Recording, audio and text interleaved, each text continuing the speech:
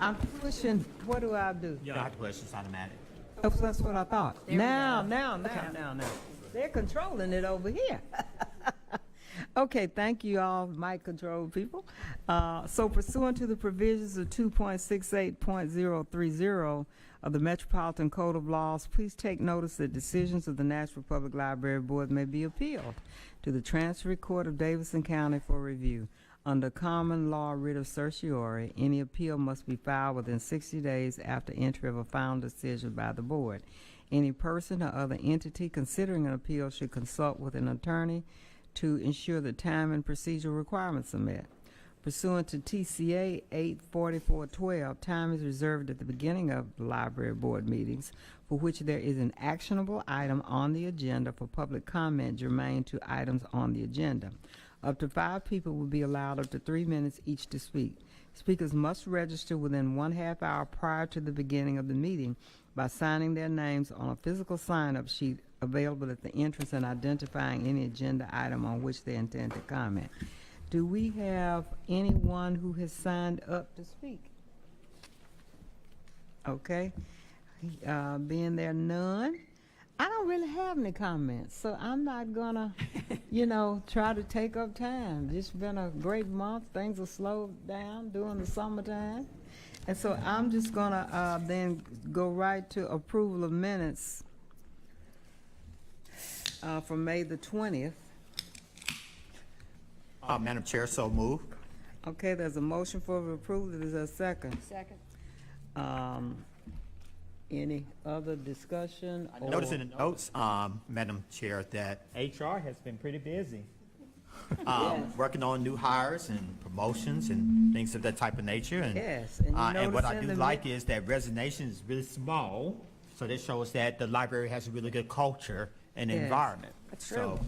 appreciate that. And you notice in the minutes that you were elected as That's what you get for not being in here. your absence. And I humbly accept and I definitely appreciate the position. Thank you all, and I will do my best to serve you to the best of my ability. So are there any corrections or additions to the minutes? We have a motion and a second on the floor.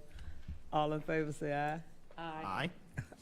My only comment was that I wasn't here for the meeting, so I read them carefully, and they are good. terrific. Okay, great.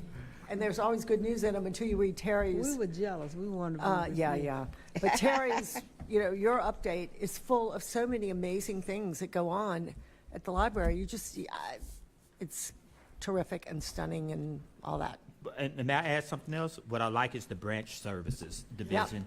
It really shows not just downtown, huh? That's Jenna. Good job, Jenna. It really shows how we're making an impact in Davidson County. Yep. I know that we are so-called music city or entertainment city. We're the education city. But when you look at the library, you're the information, innovation resource that makes our city heartbeat what it is today. So, like I say, looking at the branch services area, it kind of makes me really proud of the impact that you all are making in our community. Thank you, Charles. We still have a motion on the floor. We had all in favor who said aye, but we never said who was not in favor. Apology, Madam Chair. Anybody not in favor? Okay, motion approved unanimously. See, somebody would say we did something. But we do encourage everybody to read the minutes because They're great. They're packed I read full them of all the time. information. With that, Terry, for the library director report. Okay, good afternoon, everyone. I'm just going to start with a brief. I did not put the fire in the garage on the agenda because we are still awaiting results from the restoration company and the environmentalist who will be giving some of those initial things to us tomorrow, and then we will initiate another update to library staff and to key stakeholders. But as I reported in my latest update, the main library will be closed until July the 7th.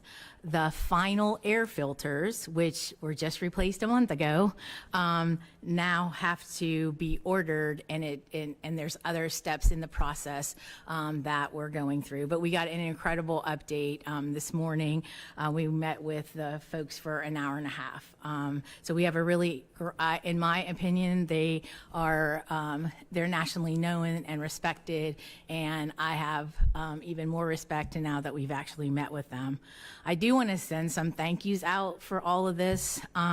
Thank you to the Nashville Fire Department. Chief Swan and the fire marshal were talking to me first thing the morning after. NDOT for their quick response. If the fire department hadn't been as quick, we would probably have had the fire carry over into the main library. I want to thank our staff for their quick response.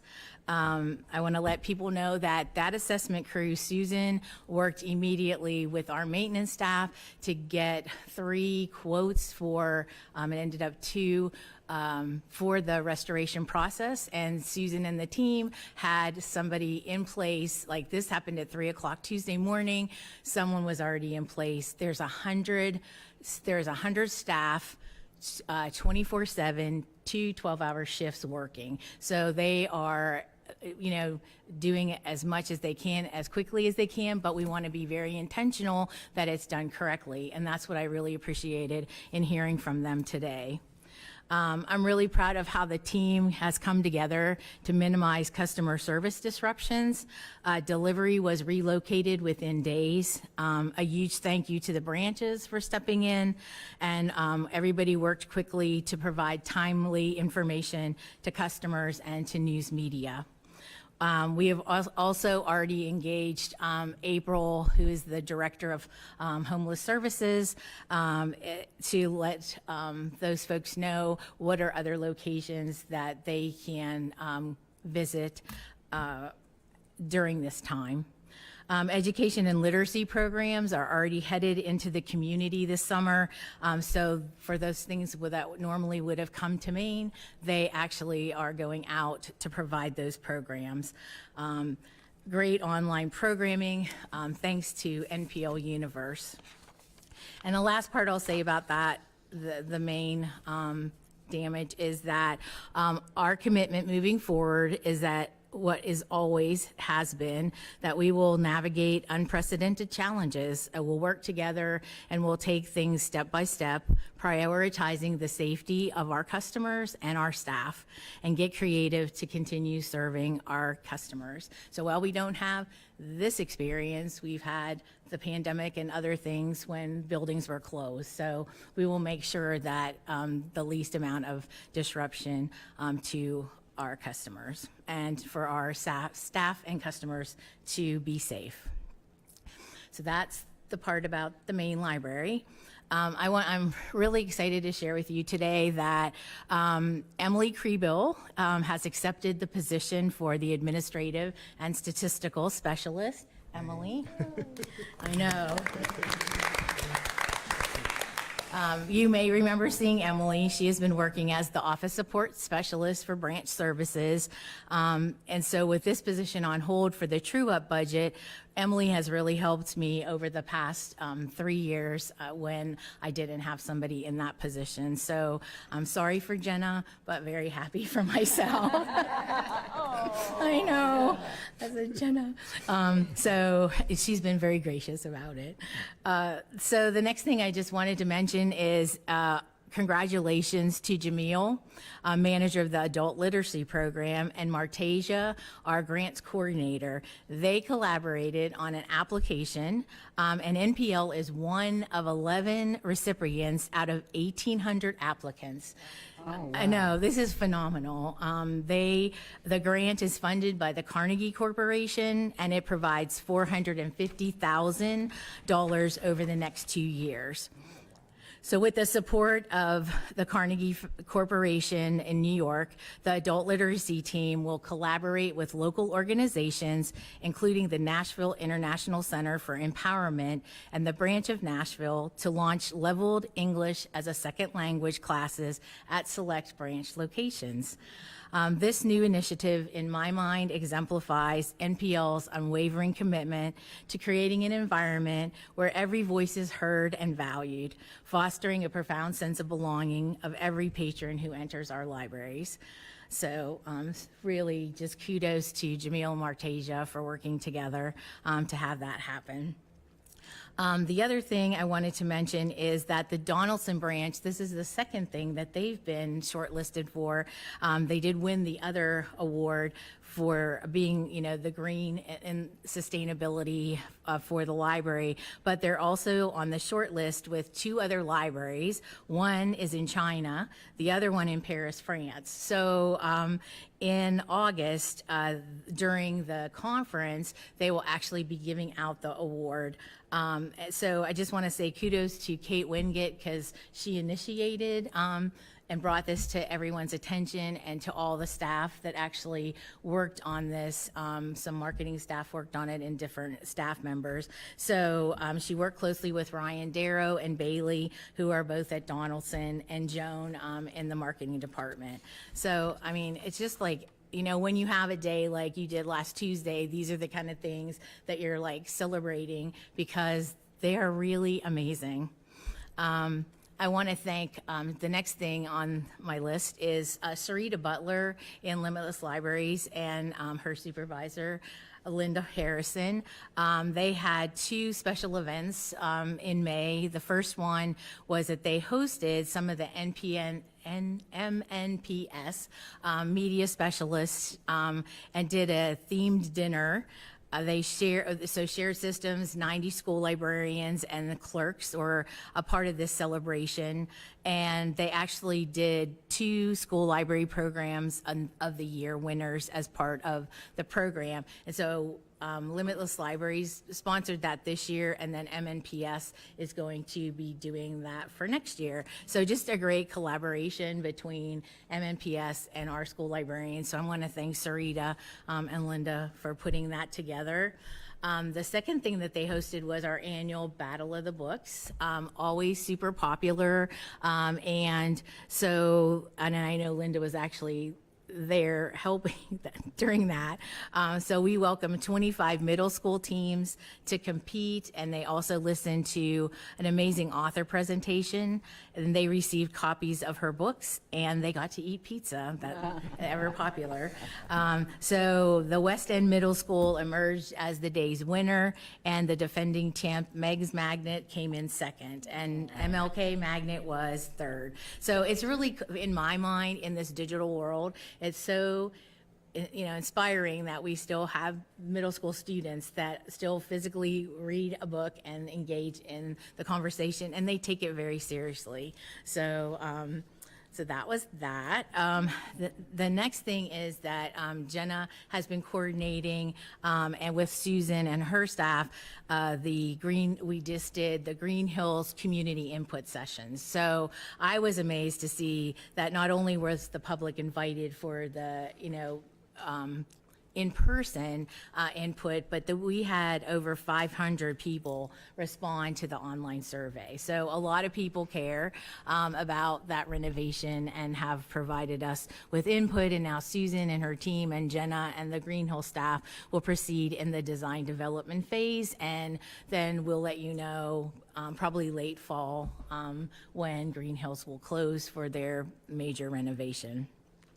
And the last thing I hope that you read in my email to you all was the incredible compliment from the Donaldson mom. I mean, it was just like, I'm not a crier, but it brought tears to my eyes because of she just it had to take her so much time because there were like 10 reasons that she was thanking Ryan and his staff for what that library means to them and to their family, and representation that the staff brings as part of that. So I'm not going to read all those to you, but those are the kind of things that help to get us through the next couple months with the main library. So the Donaldson Design Award, I don't know if anybody had a chance to look at you kindly sent links to some of the other nominations. Oh my goodness. It is, it's phenomenal. Like the Chinese winner had all these branches. It looks like an Amazon warehouse with the way they move the books around. You really learned about excellence in libraries, so thank you. And I will report next month on my trip to Toronto to the Urban Libraries Council's roundtable for about to ask about the that. CEOs. I honestly, with everything happening since last week, I didn't have it. I could talk a little bit, but I really would love for y'all to hear what I learned. So a couple questions from an operational standpoint, since that's somewhat of my background. So with the library being closed to July 7th, are the people going to work remotely, or are they being dispatched to other branches?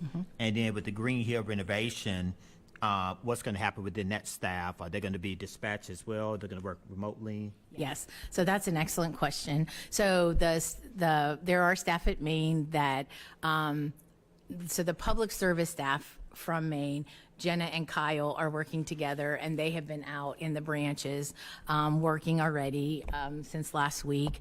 And then we also are, when you think about our main phone line, like that goes out of Maine. And so that is actually at Edmondson Pike, and Valerie, who answers the phone, is there doing that. And then the staff that normally work at Maine that can work from home, they are all working from home. So. And then for Green Hills, we'll do the similar thing. Jenna always has a list of like what branches, might have vacancies, and then they end up filling in at those locations. Excellent. Anybody else with questions or comments? Well, I do. Terry always gives a fabulous report, but she never, of course, she's humble. She never compliments herself. I want to tell you that on the day of the fire, Terry woke, I think it was about 6:30 in the morning, Terry called me. Oh, I So called you. I appreciate the not necessarily being woken up at 6:30, but I appreciate the communication so that we knew what was going on before I could hear it on television or anything like that.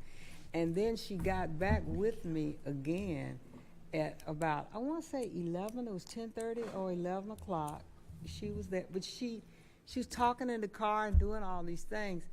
And true to Terry's gifting, she's always very much concerned about the staff and the customers. And she was worried because the staff, the maintenance staff and security had been at that library since 3 o'clock in the morning. And so she was trying to find a way to take them food so that she could be sure that they ate. So that we know it just underscored the fact to me that is always her concern, what is happening with the staff and ensuring the safety and just their overall well-being. The decisions that were made, I think her experience in the fire that happened in the previous library where she was, she drew up on all of that. Plans went, after she got up on at the building, the next call I got, I want to say, was 3 o'clock in the afternoon, and they had already planned. She, along with the staff, senior staff, had already planned what they were going to do, and so I never felt there was a problem. We knew about the fire, but we knew everything would be taken care of, and everybody would have what they felt was utmost safety, their health, how the customers were going to be served, with least, with least inconvenience. I think she had taken all of that to account. So I just want to thank Terry for all that she did in that emergency. Thank you, Joyce. But I have to just say that I have such an incredible team. Like, Linda is texting me, should we get on a call at 9 that first morning? And so we were all on a call at 9 o'clock that morning. Susan, her experience and with procurement and all of those things. And Sherry with HR.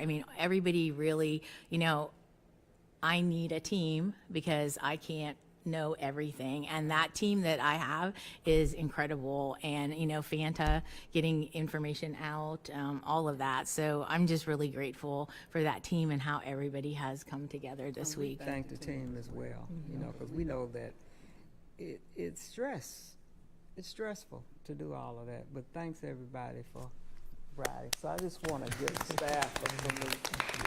And thank you all for all we do. We see you. We see you. We really do. Sean, I don't know how you top that, but I don't. I'm not going to try either. But I'll just quick add my note of appreciation to Terry for the communication. I think I heard a lot from our board, from the foundation board, about concerns. And so being able to report back to them in a very timely way.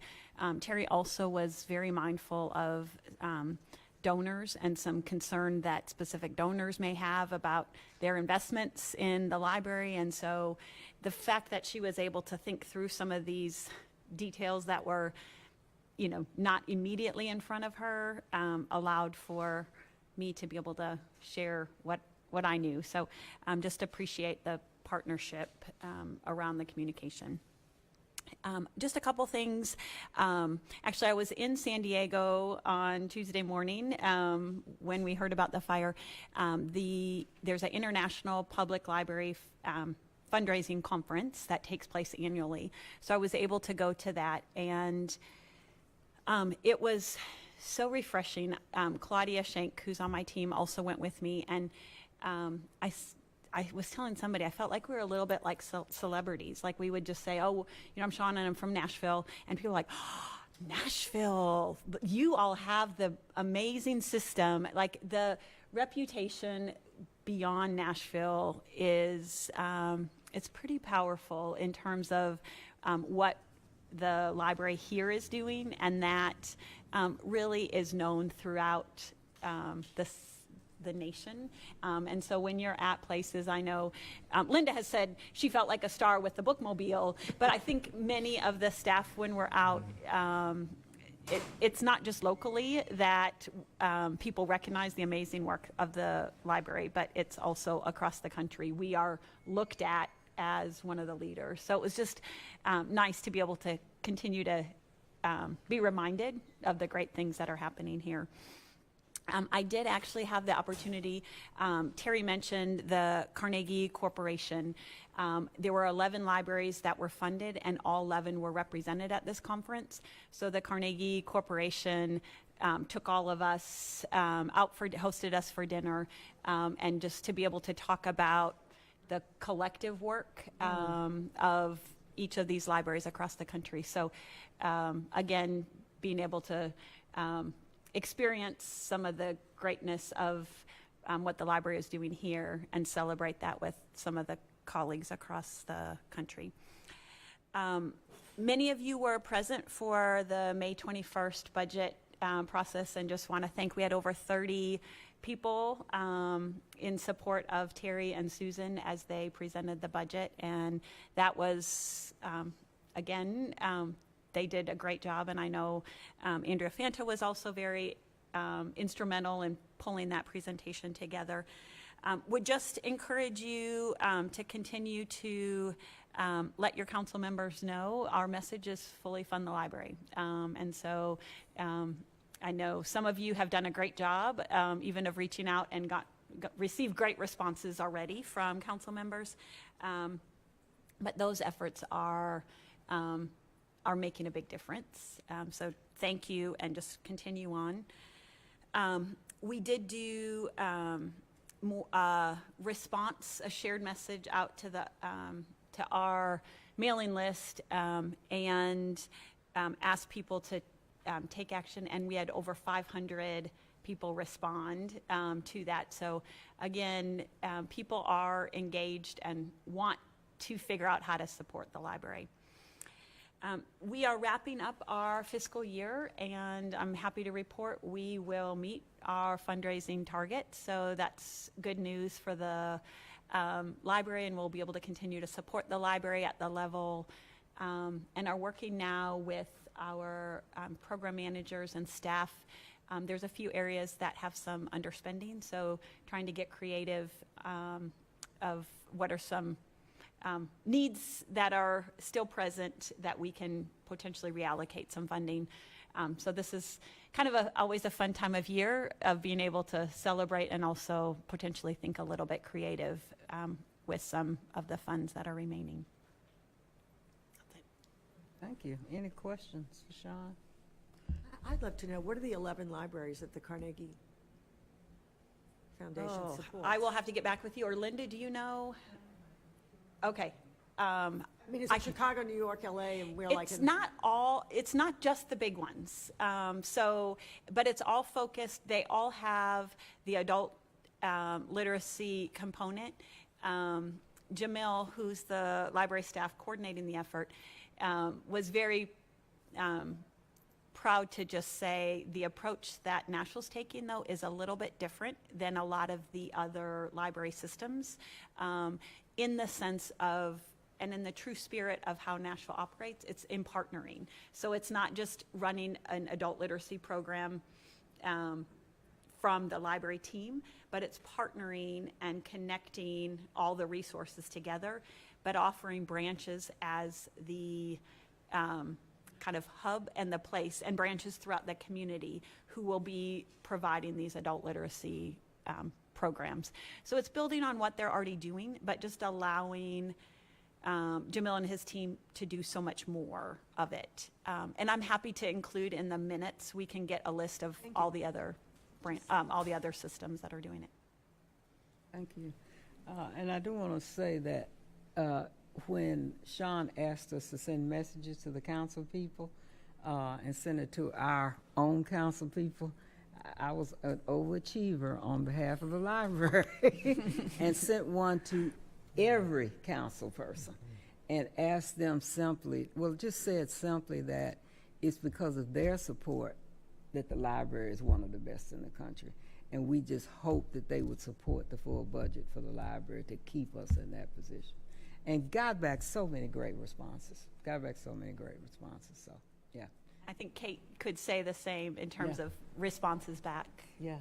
Well, they all said, well, this council person needs to know about it, and this one does too. Like, did this not reply all, but a multifaceted response that is, again, evidence that they are thinking about They're thinking about it, yeah. the library. Yeah. So thank you for prompting us to do that. Yeah. Thank you for responding. Okay, new business, special collections, updated reproduction request form. Kathleen.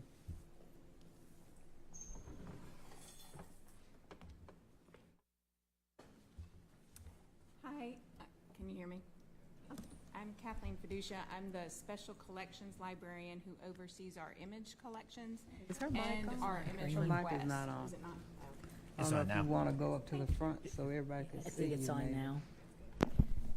Got it. Okay. Thanks, Forrest. So we are requesting updated forms for our image request process, and we're asking for them for a couple of reasons. First, to simplify our fee structure. The current fee structure was set in 2007, so it includes pricing for things that we're not asked for anymore, prints, which we no longer do, video cassettes, CD-ROMs, things like that that we don't need, so we're trying to make that a little bit simpler. Secondly, we want our forms to more accurately address the copyright status of the materials that we hold and the uses that are requested by our customers. So our current forms give us two choices. We have a reproduction-only form, and then we have a form for publication, which asserts in the first line that NPL holds copyright. We have materials in our collection that would be available for publication, but we don't hold copyright, so we don't want to assert that. It might be public domain, it might be something that we're in relationship with the donor, and we can get that permission for people, so we need to have a form that is a little bit more flexible. So the new forms that we're requesting are not based on copyright status, but more on the proposed usage. So I'm going to kind of talk about the 4 documents that you have that we need approval for. And then It starts on page 55 of your Okay. board packet. And after I go through them, I'll answer any questions that you might have. So the first thing is the image duplication and publication. Did you find it? Actually, Kathleen is further back Oh, in the packet. Page 53. Okay, 53, okay. Yeah, okay, we see it now. So the first one. And we didn't change any of our policies. The only changes to that document were in the fee structure. So we updated those. The $15 fee for reproduction is the same as it has been. And then we have kind of streamlined our use cases. We looked at what our most common fees were and kind of where people landed, and that's how we came up with those 2 fees. So we are now going from a page and a half of fees based on how many, copies of book you're printing or what your magazine circulation is, to just a flat rate based on what that is. Then there's also a request for reproduction.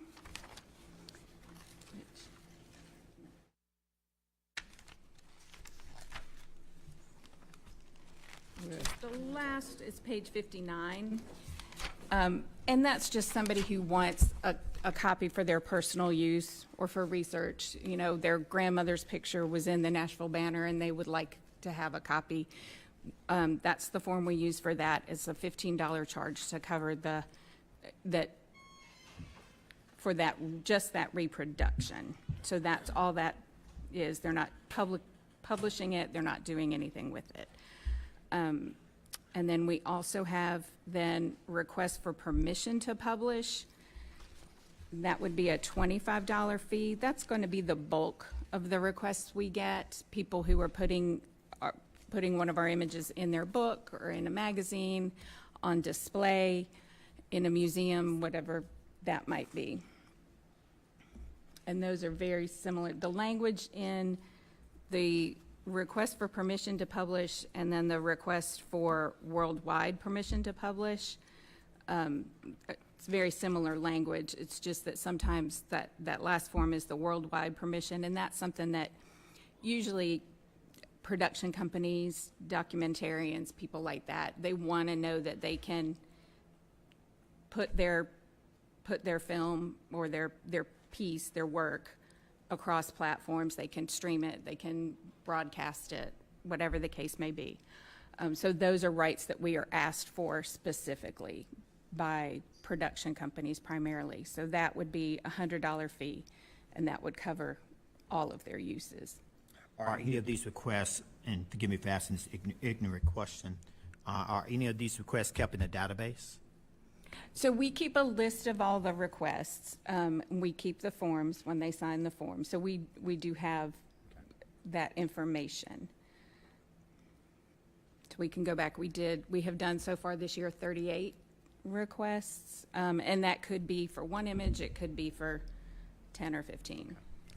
So you speak of a flat rate. Mm-hmm. Are there any possible circumstances where the flat rate would not be sufficient for a large reproduction request? If we had something that they needed really specialized resolution, something that we could not do, and we have done this in the past for people, if they need something highly specialized, we'll outsource it and let them pay something that we can't do in-house. But it's I think we've done it once or twice in 8 years that I've been there. So this is going to cover the vast majority of the requests that we get. Mm-hmm. I think Katie and then Kate. Go ahead. Well, so you're just trying to cover your costs. It does not cover our costs. The fees go to general fund, Metro General Fund. So we don't recoup anything.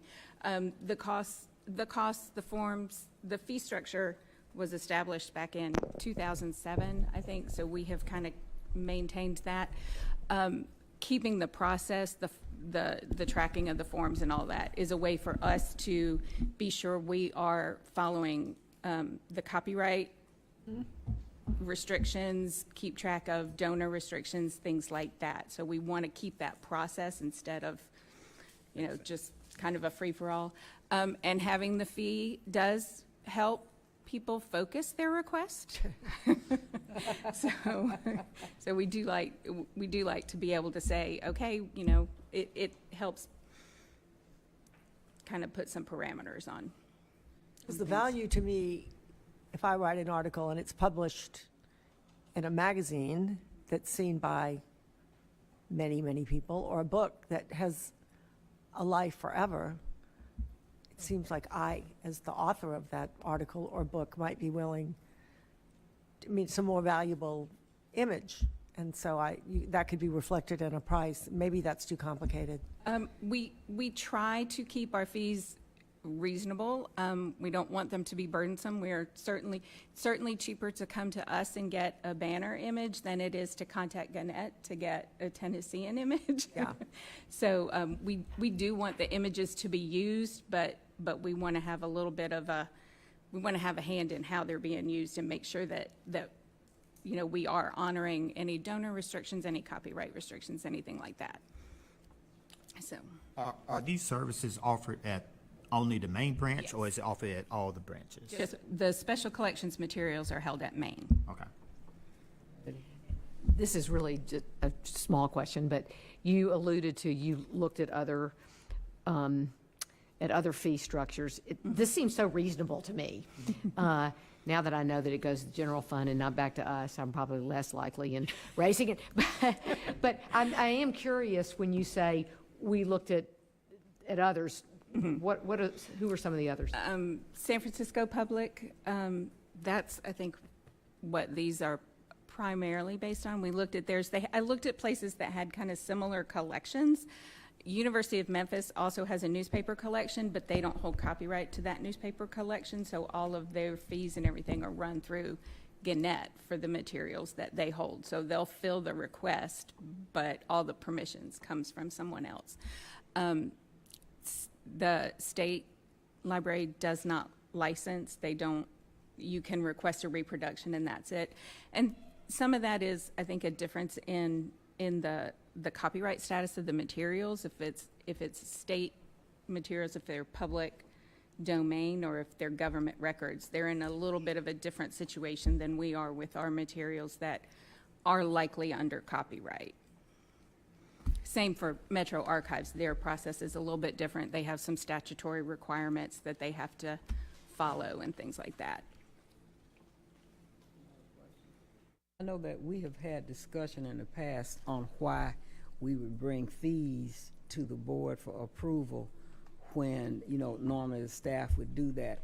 But we brought this to you today because this is more than that. This is a policy changes, updates in terms of technology, all of that. So we're not just simply approving fee changes today. These are policies regarding reproduction. And I really appreciate the cleaning up of all the things that don't exist anymore and getting that out of the policy.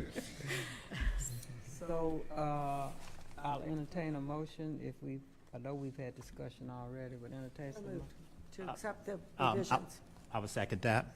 Second, so we'll have a motion on the floor to accept the policies presented for reproduction, special collections reproduction. All in favor, say aye. Aye. Any nays? All right, unanimous. Thank you. Thank you so much, Kathleen. Susan, autism grant.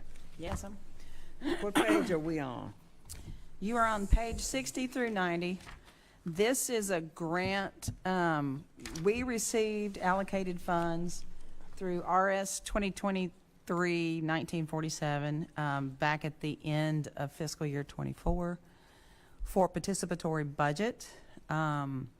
This is just one component of that participatory budget, and it was requested that we offer sex education classes to autistic adults.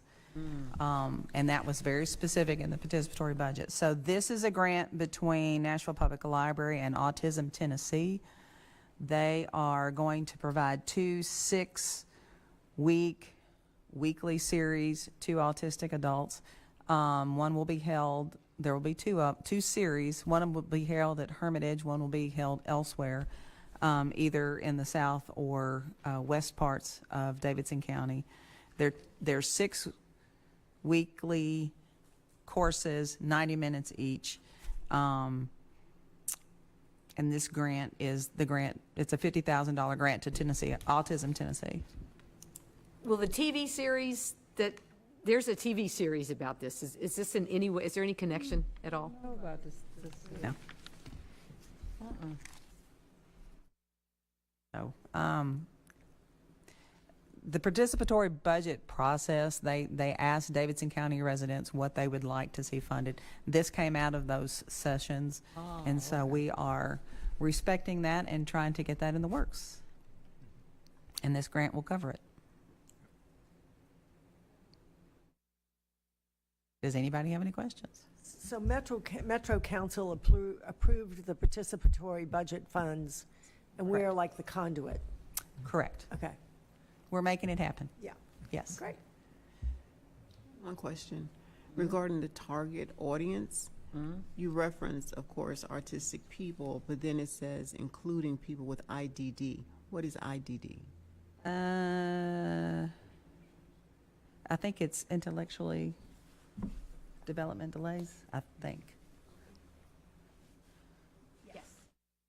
Okay. Right here. Good, I got it right. I was just saying, Google it and see. But probably so. Google has an answer for everything. We don't Google anymore. We go to AI. I'll just follow up to say that there was an interesting article about this and about the TV show in the New York Times this last week. And if you're a public library, Nashville Public Library card holder, you can get the New York Times for free and read the article. I don't remember what day it was, but it was pretty fascinating, actually. So Travis is right. IDD is a medical term for intellectual and developmental disabilities. Yes, IDD. Refers to a group of conditions that begin during developmental period, birth to age 22, and how it can affect how a person learns. So there you go. Are we part of any other participatory grants? Oh, yeah. Yep. So, for example, back in 2023, we received funding to put the ionization bipolar machines and all the HVAC systems. That was part of COVID funds, ARP funds. Part of our music lending library has come from that, and now we're trying to figure out how to offer music lessons because that was part of it. We've got some digital inclusion funding. What else? Oh, pollinator gardens. We've got for 3 specific branches that actually already have pollinator gardens, so we're trying to figure out how to get people to those pollinator gardens more easily. That's the bulk of it that I can think of off the top of my head. Great. Anybody else? Questions, comments? Need a motion to enter into this agreement? I so moved enter into the agreement. Second. Motion. Second. Second, Kate is second. To approve the grant contract between Metro and, what is it? Autism Tennessee. Autism Tennessee. All in favor, say aye. Aye. All opposed? Abstain. Okay. We have one abstention. Any nays? Motion carried. You love technology, so the question was asked, who were the other cities receiving the award? So Boston Public Library, Gwinnett County Library in Georgia, Harris County Library in Texas, Kansas City Public Library, Library Foundation of Los Angeles, Nashville Public Library, yay, Plainfield Public Library in New Jersey, Prince William Public Library in Virginia, San Diego Library Foundation, the San Jose Public Library Foundation, Seattle Public Library Foundation. So there you go. It is. Biggies. Big group. I don't know who sent me this, but thank you. I think Linda did. Linda, thank Yeah. you. Linda. I just want to say you love technology. You know what? It cuts down on a lot of arguments. You just look it up and you see, you find the answer. I know with my husband that works anyway. I said, we don't have to argue about this. We can find out. Pruitt Library. Anxious to hear that report. Joyce, before Raymond starts, I just want to say how fortunate we are and how much Raymond loves his community. So when the regional manager resigned, that was Raymond's supervisor a couple of years ago, I came and, to do Raymond's performance evaluation, and you're just amazed.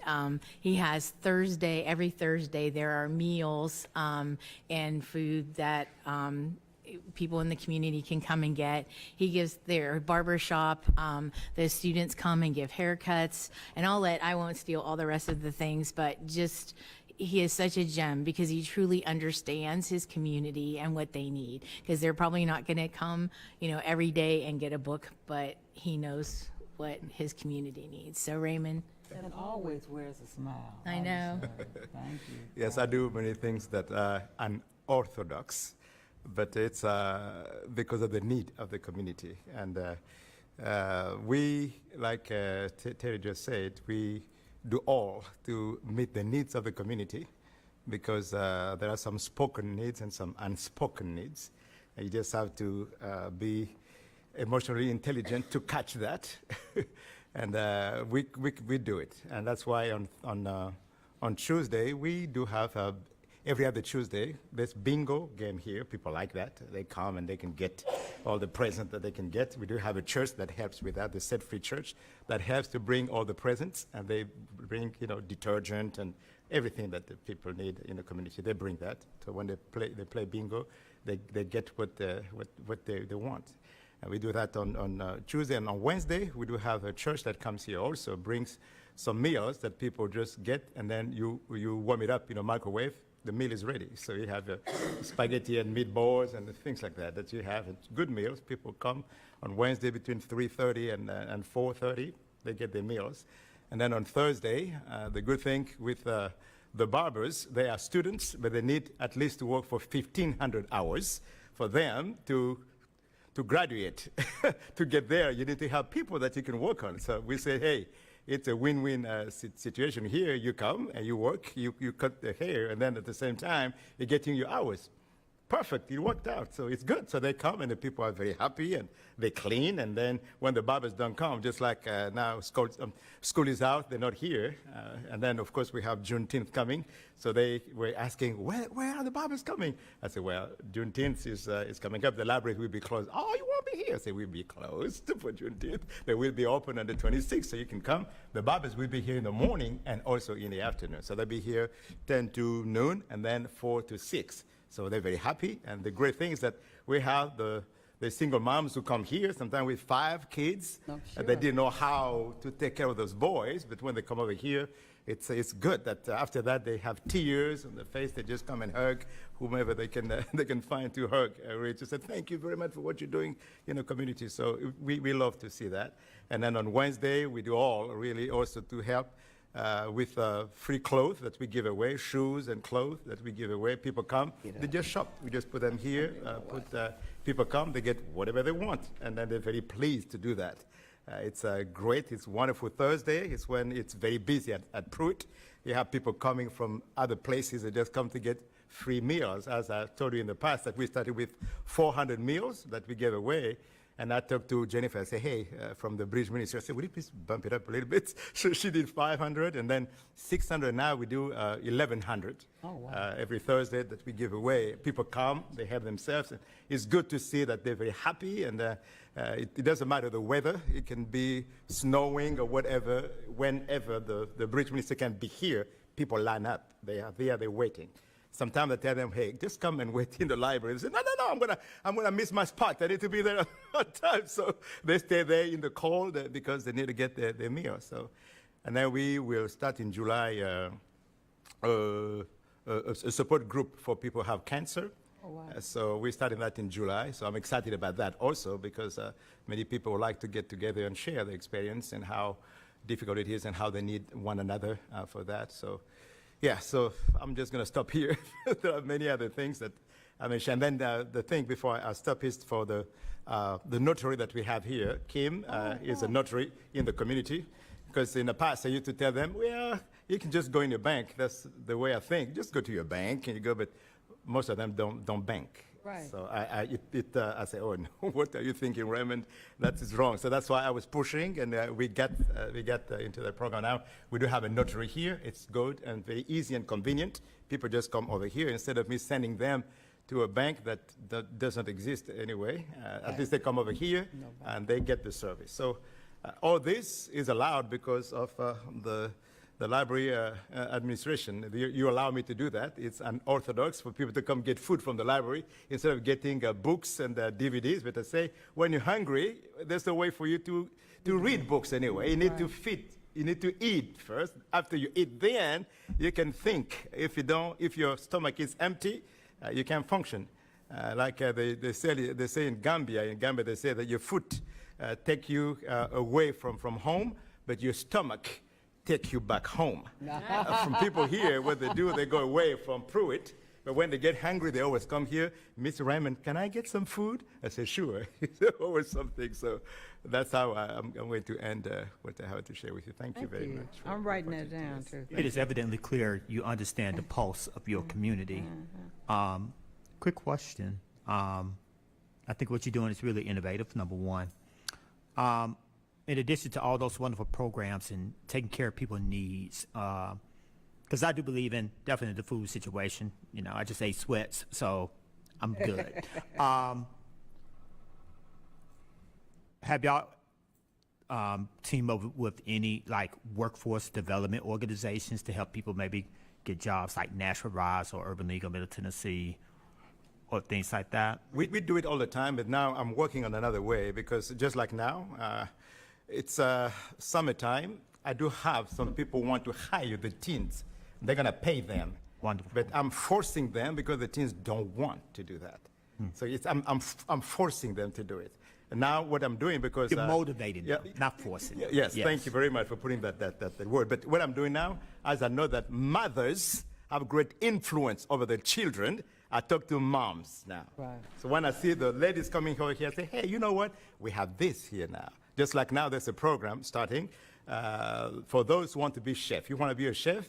Sterling comes here all the time. They're going to train you. They're going to pay you for that. And then you can also be a chef. But they want kids age 16 through 19. So I'm trying to tell them it is a good program. Mr. Raymond, I don't like cooking. I say, come on now. Even if you don't like, just try. You like to eat. Just try. You could cook. And then maybe you don't like it to begin with, but just start. Maybe afterwards, you're going to like it. So, and then sometimes, it's just like 2 days ago, I saw a lady. I say, hey, Mom, I saw you talking with your son, but this is a good program. I told him he doesn't like it, but would you be interested in your son? I said, yes, sir. I'll be glad. Can you make a copy of this? I said, sure. I made a copy of the flyer. I gave it to her. So I know that she's going to tell her son, you need to do this. And when mother say it, children obey. So it's how it works here, even for discipline. When the kids don't listen, we usually call their moms. The moms fix it. So that's why I'm trying to do that also to encourage them to be involved. I have another friend who used to come over here. He wanted to train them to be electricians, to be plumbers, to do that. It's free program. He told them, you're going to make a lot of money. He used to come here. I'll talk with the guy, and I try to recruit the kids. They don't want to do it. So it's hard. That's why I say that I'm working on opening their eyes to understand it is good for you to be independent, to do things that you like, even if when you start you don't like it, but try first, and then you will see that it's going to be good. Try first. It is good to try. So Tom, it's always good to try. So it's where I am now. I'm trying to encourage them to do a lot. So yes, I do have many people who can help. That's what I'm trying to do here in the community. Thank you, Sheriff. It's your question. One of the things Raymond didn't mention is that they actually go out into the community. So Asia actually goes to schools, and so we don't wait for kids to come here. They go to them, and that's been very effective. And he's very modest because he also didn't say that he speaks 6 languages, right? Yes. So that comes in, and it's very helpful as well. Thank you. So thank you, Raymond, for all you do. Thank you. Very welcome. Thank you. Any questions? Help me pronounce your last name. Kinzunza? Kinzunza. Zunza. Yes, it's funny because whenever I say my name, when I go to check in the hotel, they say, I say, what's your name? I say, King Nzu. They say, it's a King Nzu. I say, no, I'm not a king. It's not King Nzu, it's a Kin Zunza. Yes, Kin Zunza. Zunza, King Very Zunza. easy, yes. All right, King thank you Zunza. so much.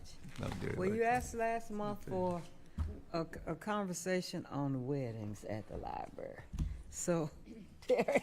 Sure. Let me jump right into that. So I have to thank Mamie and for putting together, you have a spreadsheet front and back on what some of the things that you all asked last time were the cost of the space rental, the staff that are their dedicated staff, the capacity, and then any additional information. So Mamie not only did our like libraries, but she also did some of the local venues. So that is actually on the back. I've actually asked Georgia. She is our conference center manager, and Carla is on staff to be with us because she is actually way more of an expert about this and has been doing it. She had outside experience before she came to NPL, and unfortunately she's retiring in July, but we've been so fortunate to have her. So Georgia, you want to come up and have a seat? And then I also, the other thing somebody asked was, what is the amount of money for weddings that we actually get each year? And so Susan has that information for us. So I'm going to open it up for questions. You know, obviously right now we have a little bit of time to discuss this because we won't be in the conference center for a bit. So, Georgia? I don't know where to start. Do I have any questions? Where does the funding go? Does it go to the foundation or? It comes into like a conference center fund. What's it? Yeah, we have a special revenue fund it goes into. And then somebody had asked what. I'm gonna ask kind of the same question I asked last month. This is great information. It is. And it's the basis for the question. We are horribly undercharging compared to other venues in Nashville, it seems to me. And I don't know that we want to do it, and so I'm not suggesting that we charge more to do it if in fact it doesn't fit well with our hours of operation and the amount of staff, 0, that we have to devote to it. But it seems as if there was a discussion among staff that this is something that we did want to do, we have the capacity to charge a whole lot more than we're charging. We do, and I agree. I think weddings are a great source of revenue. But that said, you need to be prepared and staffed for them. So you've booked, a lot of people have booked in the conference center, and when you book, who do you book with? Me. You. Who invoice? You. Who does all the work? You. And then it trickles down on weddings. We have our small conference center staff, and weddings, they start like on Thursday. And because we're small, we'll set the lobby Friday, start prepping everything. Saturday, those trucks roll in at 7 o'clock. Now, we have the gala, and we have every department on board. And this is one thing I miss about the hotel industry, is every department, all eyes are on that bottom line and on that group. In the library conference center, it's just us. So on the weddings, as many moving parts as the gala, as many people, and we work the dock, we do it all.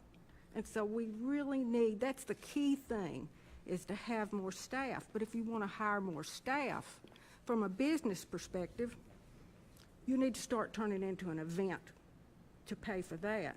Either that or partner, like New York Library, with an event venue or someone who can bring in the staff to do all this.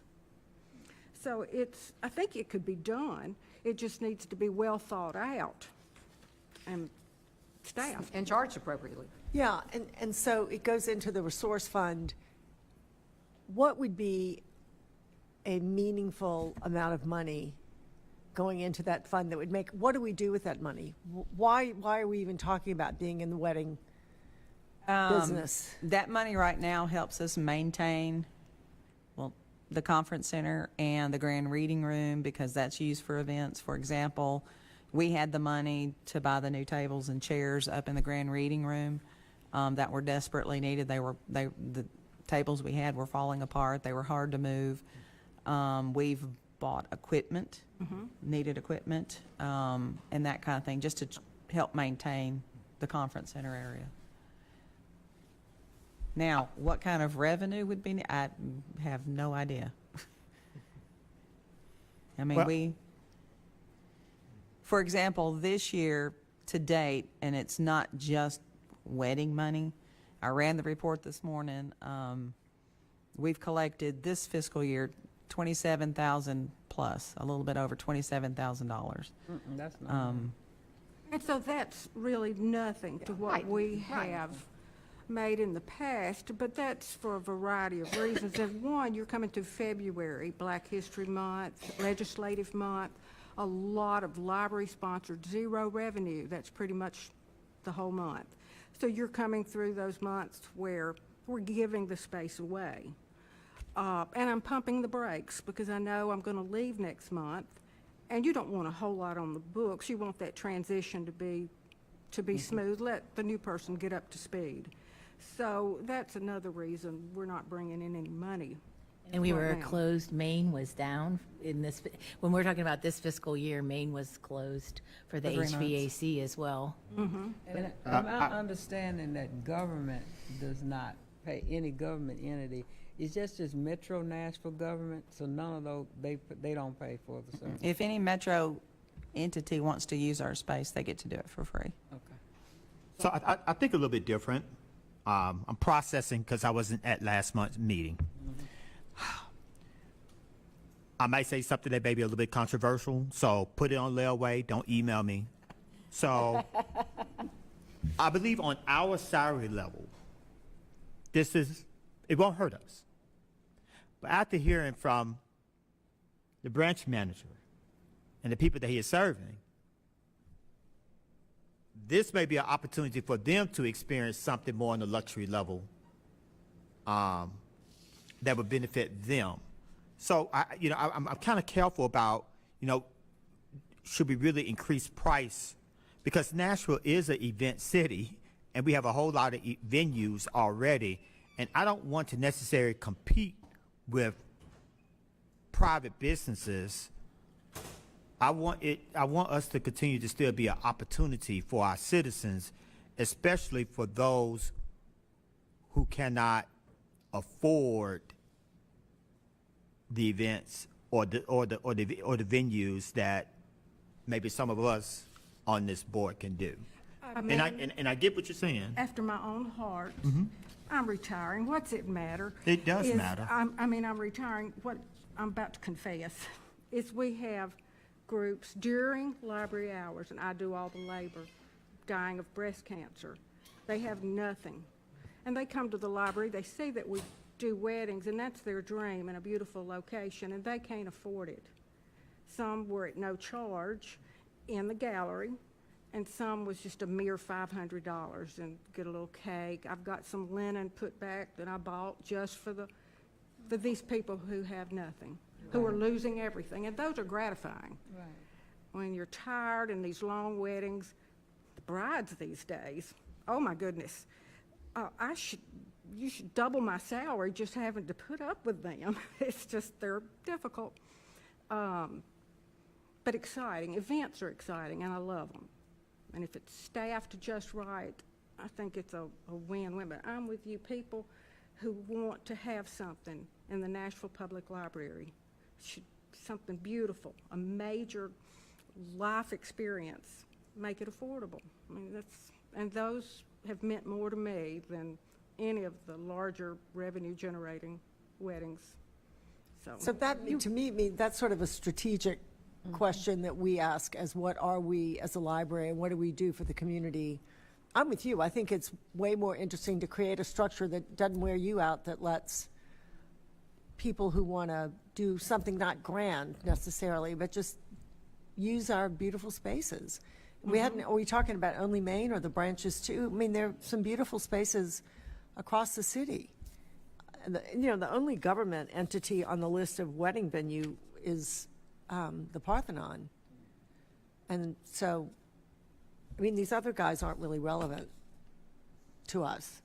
I mean, certainly there are revenue opportunities, but Terry and I were talking yesterday, you could say, if you want to have a wedding at the library, you have to hire this event planner and this, all the jobs. You say, this is with whom we work. And if that suits you, terrific.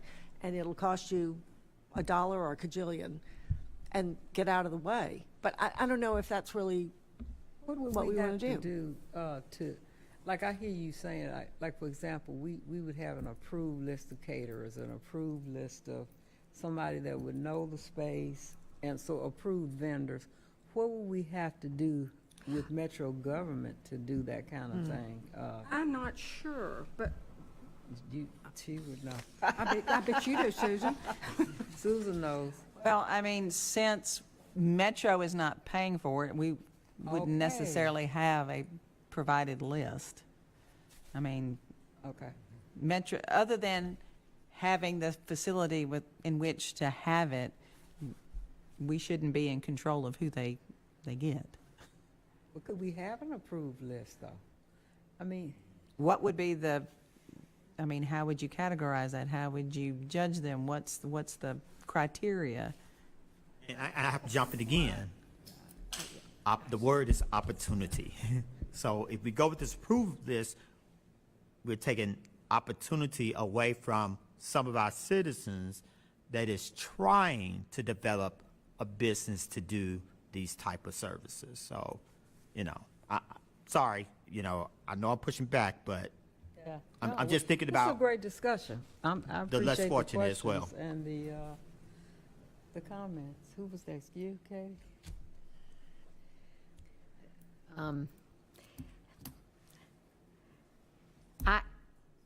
I think it really does, and I'm thinking back on last month's meeting, I think, and particularly with Georgia's retirement, which is it's a real blow, Georgia, to the rest of us that you've decided to have a birthday every year and that you want to retire. But there's no question that I feel like from what we see here, if we had that the library is a place where people would like to get married, whether they have no money or whether they have a lot of money. It is an absolutely beautiful venue.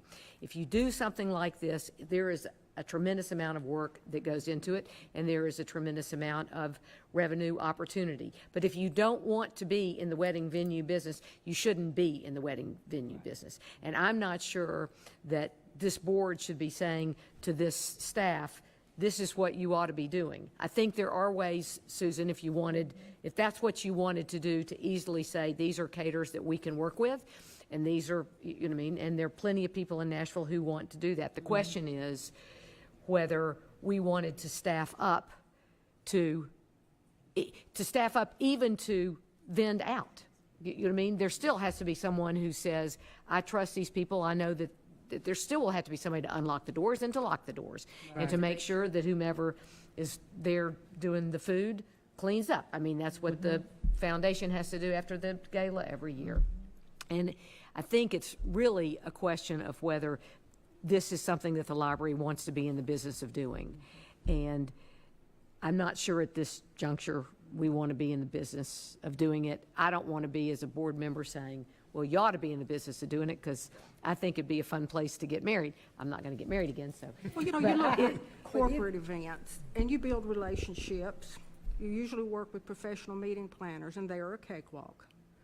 And you get donations from the experiences and from the conference center.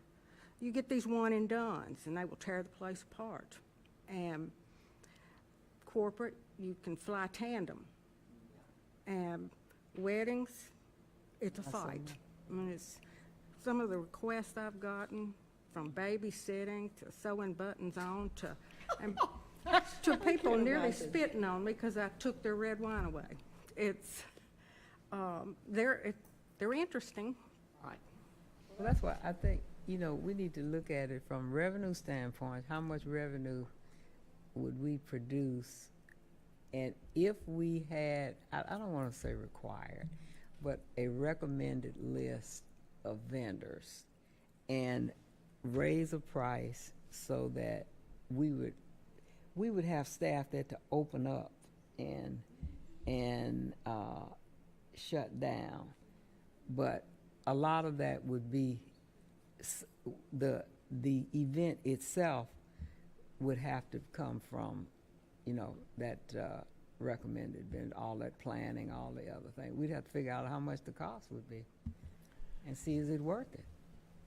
So some but kind I'm- of cost analysis. I'm Go ahead, listening Rosalind. to hear, and what I have not heard is staff saying they want to do this. We're talking a great deal about the cost, and surely the comparison information is very good. But it means nothing if the staff does not want to do The this. staff that works the weddings does not want to do them. If we could fly tandem and layer staff in rather than it be a 7 o'clock to 2 o'clock in the morning, day, then, I like to hear that cash register ring as well as the next person. I want that till full. But at what cost?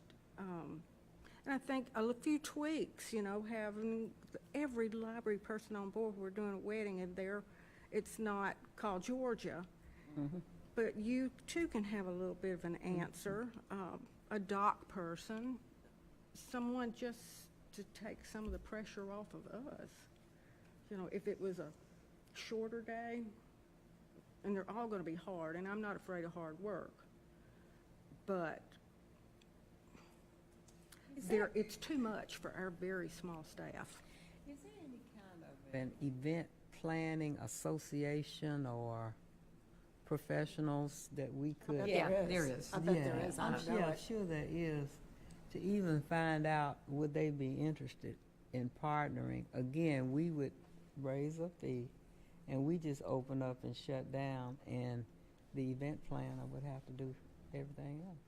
It's two very I think a different. simple answer to this, sorry, Ros, just real quickly, Rosalind, is we adopt the New York Public Library's fee structure, and whoever wants to follow with that, we'll give them a wedding. Yeah. It's 600,000 to $1 million plus. $600,000, yeah, for 250 people. I'm being a little facetious, but Yeah.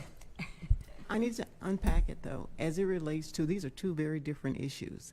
And I would like for us to discuss it differently, because we have a real capacity issue to deliver on these services. That's the one. Then the two becomes, if we are to do it, at what cost financially, and what does that include? Does it include a list of possible event planners that will take responsibility for the event itself? But I think that we really do need to hear what staff is saying. They don't want to do this. right. Okay. Even if, do we hear you saying, even if you partnered with event planners, you wouldn't want to do it? There are great event planners. Bruce Pittman, for example, he rolls in there and he makes such a huge difference. He brings a huge staff. He knows that library inside and out. What I'm saying. And those are the ones it's Bruce is on board, and that we Right. get excited. We have other wedding planners, which I like to call jackleg wedding planners. They thought they had a pizza party in their basement and thought they can do events and hung a shingle out. I'm glad you're frank. They are, so you better be careful. Right. Go ahead. Well, yeah, okay. Could we, and I know we have one other agenda item we must do. I'm just wondering, could we talk to a wedding planner group to see if there would be any interest? But again, I hear what Rosalind is saying. We talk about two different things. We're talking about two different things. And Georgia's retiring. And Georgia's So retired. who would be on first to deliver any of these services? Do we have a position? We have somebody who's coming on board, right? Carla, I'm here. It's my assistant. I thought I had met you, yeah. I'm listening. Because you work with us. And she isn't. They work with us for the wait. Gulf South Sherry. Center and everything. Sherry. To replace Georgia, there will be a civil service process we have to follow the civil service process. Once Georgia retires, her job will be posted. Anyone internal or external can apply for the position, and then the position will be filled. But you would have a redefinition of the position if you were talking about being a major event It depends on manager. what, if there's a difference in the job duties, then yes. Right. So, why did this come up last month? Weddings. This came up last month because Kyle Barber, who's our interim assistant director for Maine, had spoken to the staff. We knew Georgia was going to be retiring and trying to think about the recommendation from Georgia and the team was that, this was something that when Kent came on board, we didn't do weddings before then, and he came on board and wanted to do weddings. And so there was never staff that was added. It was just, you're going to do the weddings. And so I think that, the other thing I would just say is we have to also think about, you would have to charge enough for the wear and tear on the facility. Because if somebody spills red wine on the marble, that's a huge deal. And you can say that the We don't bride's... allow red wine. Sorry? We don't allow red wine. Yes, but they have done that. They sneak it in. They try to sneak it in, this is true. I'm good. And I saw it in the, when we had our last event, I forgot what it was, the library was on. Somebody was sneaking it. Wow. They were sneaking in the, what do you call the little Those little bottles? And it was not the event team. It was the other people upstairs, yeah. And I saw it firsthand, yeah, because I picked up part of it. But And I'm anyway, kind of so what's following your up. pleasure? I I'm wanna- gonna say, because it's one, Right. it's one, what, 18? And we have to get to this other item of business. This is still old business on the agenda. What's your pleasure to what you want to do with this item? Well, I was going to add one more, not complication, but I hope it makes it easier to follow what Kyle asked us to do last month.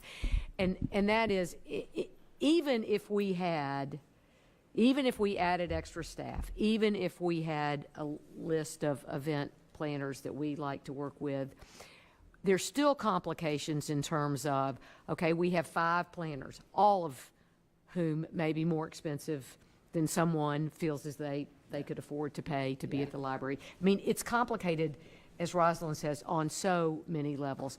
We know as a board that at this time, at this date, the library staff does not feel as though this is something they want to take on or to staff up. So at this stage in the game, I think we ought to say, we don't do weddings. And if we want to revisit it at some point in the future, if we think there's a great revenue opportunity and we have, it's always something we can always bring back up again. But it seems like we'd be mighty hard pressed to do this in a way that would make our staff feel like they are not overworked and also make the public feel like they're getting what they paid for at this stage in the game. So, and you know what? It's a moot point for a little while until the library comes back on full, till we get, because we still have to figure out what's the status of, everything do that the we assessment. regarded from the needs assessment, we don't know. So what I hear everybody saying is if we would discontinue weddings until such time that and we don't have to have a motion or anything on this, but until such time as repairs are being made, we know what staff we're gonna do, and maybe the staff would have more discussion on what it would take to do it, and you bring back some recommendations on either staff or do we want to partner with event agents and how we would do that. I think we throw it back to staff. So basically, we're pausing it to bring official structure to this service. Thank you, Charles.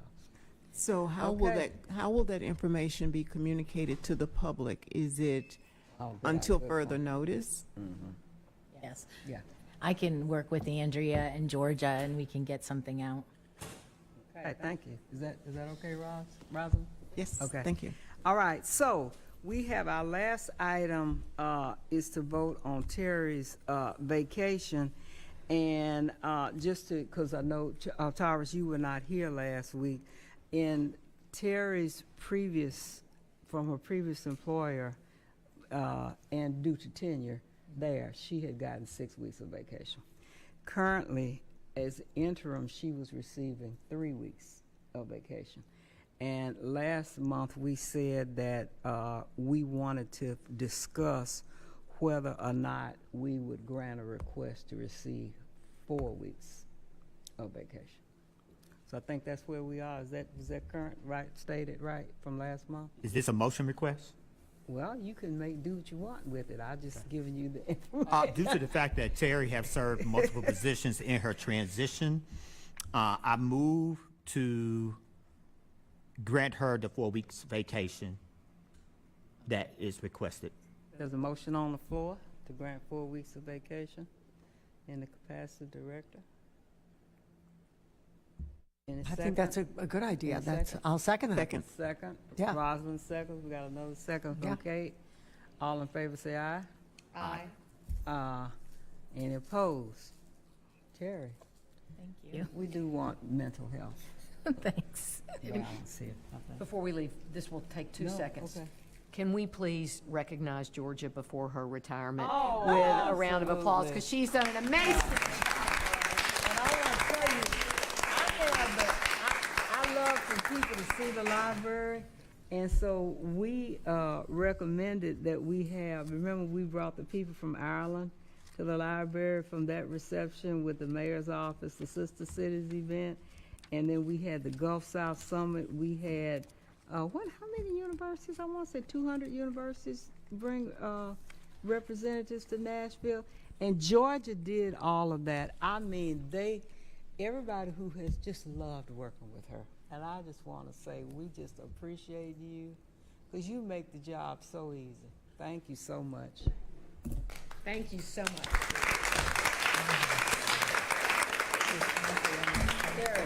Okay, sorry. First of all, so I want to thank this board for the increase in my salary and also in my vacation. It is appreciated. But I also, when I was giving kudos earlier about the fire in the garage, Mark Crowder, Yes. he literally called, he got the alarm notice, he got in his car, got there at, 1:30 in the morning, called me at 3, and literally was in that building until I got there. I think Susan and I got there about 11 or 11:30.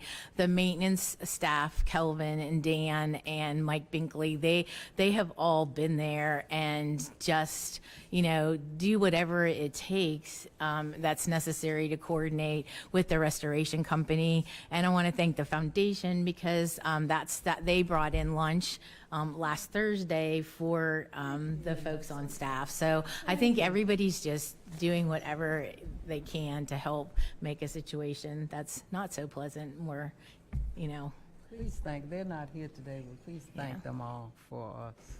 Well, I can't say enough about my staff. They are top-notch, They so. are top-notch. Yep. Thank you. And thank you. Thank you, Susan.